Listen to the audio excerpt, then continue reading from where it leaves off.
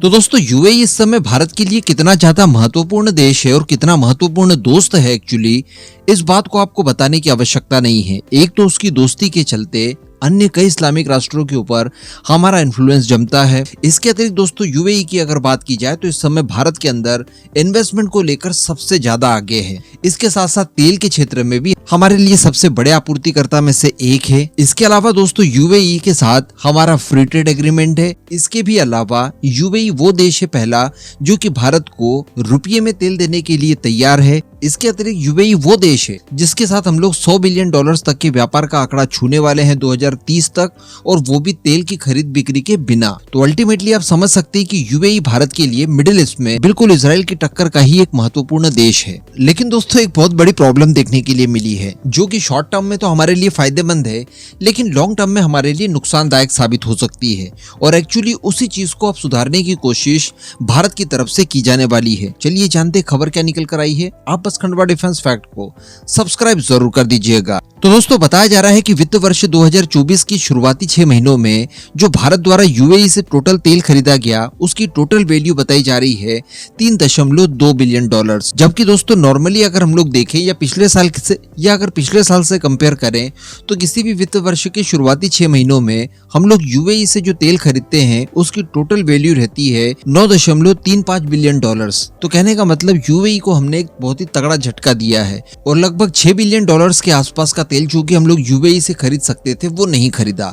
हालांकि यहाँ पर हमें भी अपना फायदा देखना था और इसके लिए हम लोगों ने रशिया से तेल खरीदा, क्योंकि रशिया ऑब्वियसली हमें डिस्काउंटेड रेट पर ऑयल प्रदान कर रहा था। लेकिन पिछले कुछ समय से ये प्रॉब्लम भी सामने आ रही थी कि रशिया का जो तेल है वो G7 के प्राइस कैप के ऊपर जा चुकी है उसकी कीमतें। इस वजह से भारत द्वारा लगातार उनकी खरीद कम कर दी गई है। हालांकि फिर से एक खबर निकल कर आती है, 2-4 दिन पहले की बात है जब मैंने आपको वीडियो बनाकर दिया था कि अब तेल की कीमतें इतनी ज्यादा कम हो चुकी है कि जो रशिया का तेल था वो अब भारत को बड़ी आसानी से $55-56 पर बैरल के हिसाब से मिल जाया करेगा। तो ये दुनिया में सबसे सस्ता तेल तो है ही हमारे लिए, साथ ही साथ G7 के प्राइस कैप को भी ये बाईपास कर सकता है, क्योंकि G7 कंट्रीज द्वारा प्राइस कैप जो निर्धारित किया है रशियन तेल के ऊपर वो $60 का है, और यहाँ पर हमें उसके बावजूद $4 से $5 की रिलीफ मिल रही है।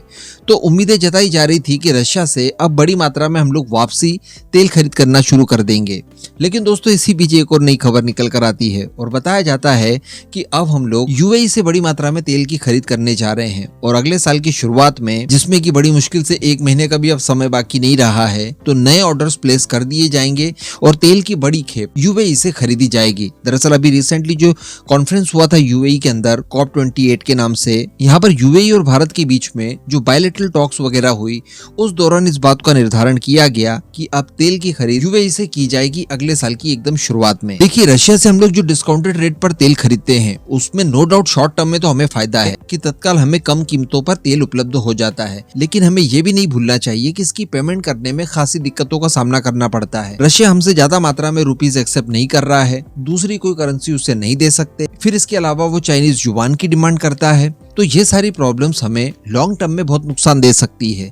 जबकि अगर यूएई की बात की जाए तो वहां पर तेल थोड़ा सा महंगा जरूर मिलता है, क्योंकि उसके ऊपर किसी तरह का कोई सैंक्शन नहीं है, तो वो मार्केट रेट पर ही हमें तेल प्रोवाइड कराता है। लेकिन इसके साथ साथ जो लॉन्ग टर्म में हमें बेनिफिट मिलते हैं उसमें यह है कि हम लोग हमारी करेंसी में इसका भुगतान कर सकते हैं, क्योंकि यूएई और भारत के बीच में इस तरह का मैकेनिज्म पहले से सेट कर दिया गया है। तो ये पहला फायदा हो गया कि हमें हमारी ही करेंसी उसे देनी है, और जब हम हमारी करेंसी यूएई को देंगे तेल के बदले तो हर हाल में हमारी करेंसी लौटकर हमारी ही इकोनॉमी में आनी है, और इसके लिए भी मैकेनिज्म बना हुआ है। कारण ये है कि यूएई भारत से काफी कुछ चीजें इंपोर्ट करता है। ये जो $100 बिलियन के आंकड़े की बात मैं कर रहा हूँ कि 2030 तक तेल के बिना व्यापार को $100 बिलियन तक पहुंचाया जाएगा, तो इसमें लगभग 50% का मामला रहेगा। $50 बिलियन का माल हम लोग एक्सपोर्ट करेंगे यूएई को, तो $50 बिलियन का यूएई करेगा।